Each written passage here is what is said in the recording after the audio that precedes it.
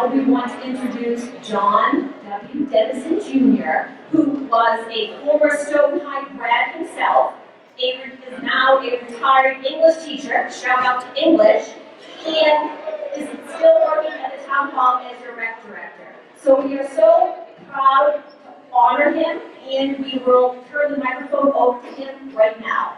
John Denison Jr.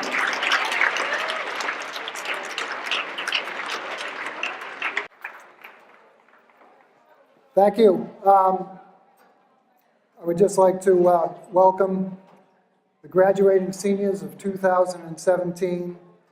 And I also like to welcome Principal Miller, Assistant Principal O'Neill. I've been away for a few years. I don't even know the other assistant principal's name. And the faculty who are present here, many of whom are good friends of mine, and I miss them dearly. And also, you know, your senior class advisors, Ms. Kelly, Ms. Rockwood, and above all, I just want to acknowledge that you are the last class to walk across the graduation stage on that existing football field, and it is going to be outdoors, so it's on you.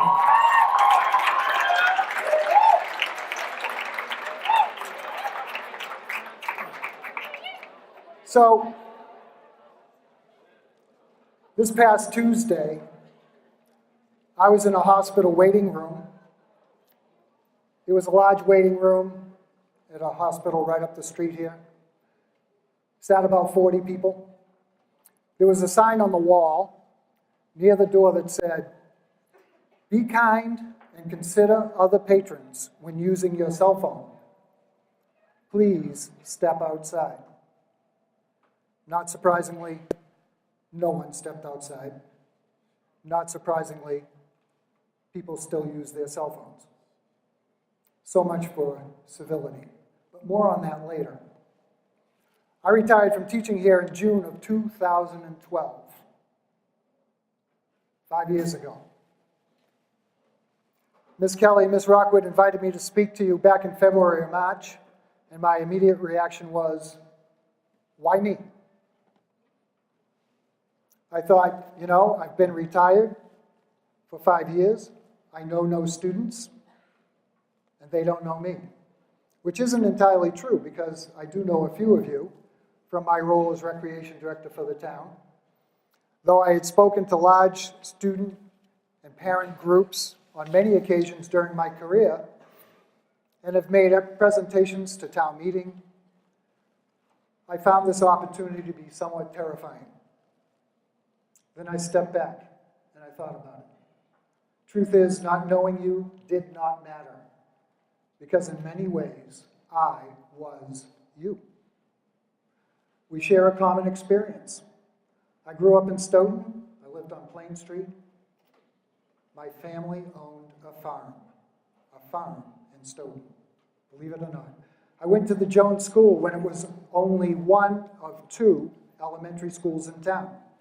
I went to the middle school back when we called it a junior high, and then went to and graduated from Stoughton High School, just like you. And believe it or not, this school does not look terribly different now than it did when I graduated. Things seemed much simpler then. There were no signs in hospital waiting rooms warning us about cell phone use. However, the emotions I felt were probably very much like yours during this busy, exciting milestone. I felt both great joy and great fear. I was thrilled that high school was over. I looked forward to no more bells, no more homework, lots of summer, and lots of fun. But I had lingering fears. What would college be like? Would I lose my friends? Would I make enough money to pay for some of my expenses? Was I ready to be an adult? Would graduation be outdoors so my entire family could attend? So you see, we are not that different. Since I do have about another 45 years of life experience than you, however, I am a little bit different from you. What I've learned is that life is full of joys and fears, that if you don't experience both great elation and deep sadness, then you have not lived. So be ready for the roller coaster, because you are about to get on that ride.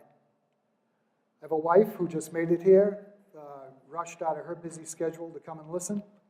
I have 3 children, and I have a granddaughter. Naturally, I worry about their futures in this turbulent world. I thought I might ask you to consider working towards solving some of the world's problems as you move forward in your education and your careers. You know, world peace, terrorism, the refugee crisis,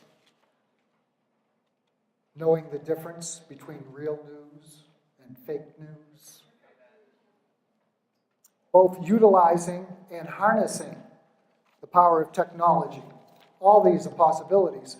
But then I decided that asking you to do those things and solve those problems now is a mistake. My oldest son, who's now 37, got a nice scholarship when he graduated from high school. And in his scholarship letter, he declared he wanted to work on a cure for cancer. He was a terrific biology student, and a career in science seemed like a real possibility. Now, 20 years later, he's a yoga teacher and a massage therapist. He's very good at both jobs, and more importantly, he is kind and considerate. A human being who is devoted to both his family and his friends. He worked in that corporate world a bit, and he got caught up in that rat race, but decided to get out. And now he found happiness in his work. Though he is not curing cancer, what he's doing is no less important. And that is what I wish for you. Go forward from here and simply try to be a better person tomorrow than you are today. Don't sweat the small stuff.